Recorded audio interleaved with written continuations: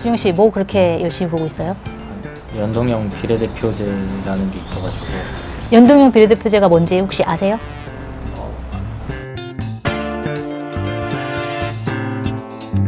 바른미래당, 민주평화당, 정의당이 문재인 대통령에게 연동형 비례대표제에 대해서 단판 짓자라고 요구하고 있다는 기사인데, 많은 사람들이 실제로 연동형 비례대표제가 뭔지에 대해서 잘 모르고 있거든요.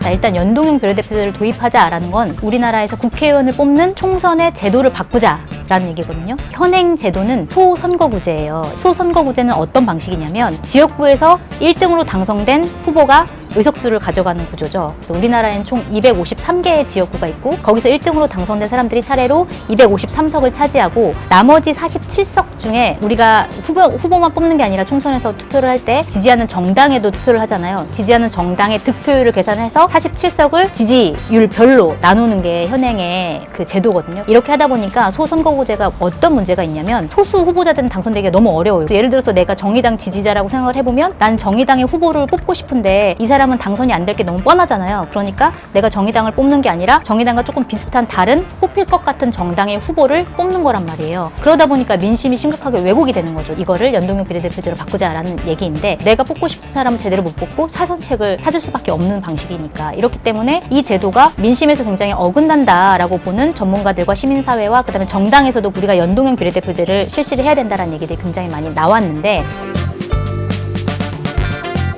그럼 연동형 비례대표제로 바꾸면 뭐가 달라지느냐라고 물어본다면 뽑는 방식은 똑같아요. 지역구에서도 한 명 뽑고, 그 다음에 내가 지지하는 정당을 한 명 뽑는데, 의석수를 배치하는 방식이 내가 어떤 정당을 지지했느냐, 그러니까 정당이 어떤 만큼의 득표율을 가져갔느냐에 따라서 의석수를 배분하는 거죠. 예를 들어서 정의당이 지난 총선에서 정당 득표율이 7%가 나왔거든요. 그렇게 따지면 총 300석의 의석 중에서 7%인 21석을 정의당에게 준다는 거예요. 그럼 정의당은 예를 들어서 지역구에서 2명을 당선시켰거든요. 그러면 21석에서 2명을 뺀 19석을 정의당에서 비례대표로 가져갈 수 있다. 이런 원리인 거죠. 퍼센트에 맞춰서 채워주는 방식인 거죠. 그런데 여기서 의문이 들지 않나요?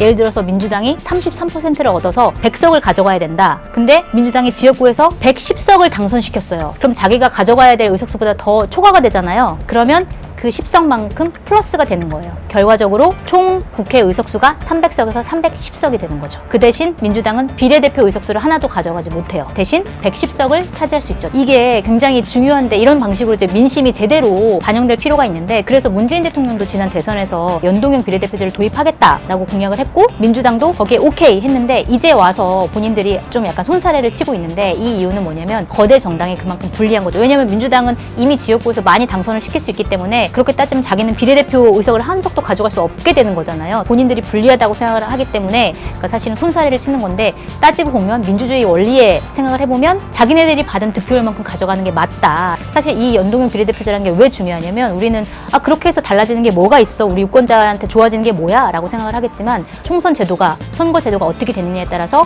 그 나라의 복지 수준이 달라진다라고 얘기를 하고 있거든요. 그렇기 때문에 우리나라 국민들도 이 연동형 비례대표제에 대해서 조금 더 관심을 가지고 지켜볼 필요가 있다라는 생각이 듭니다. 이해됐나요?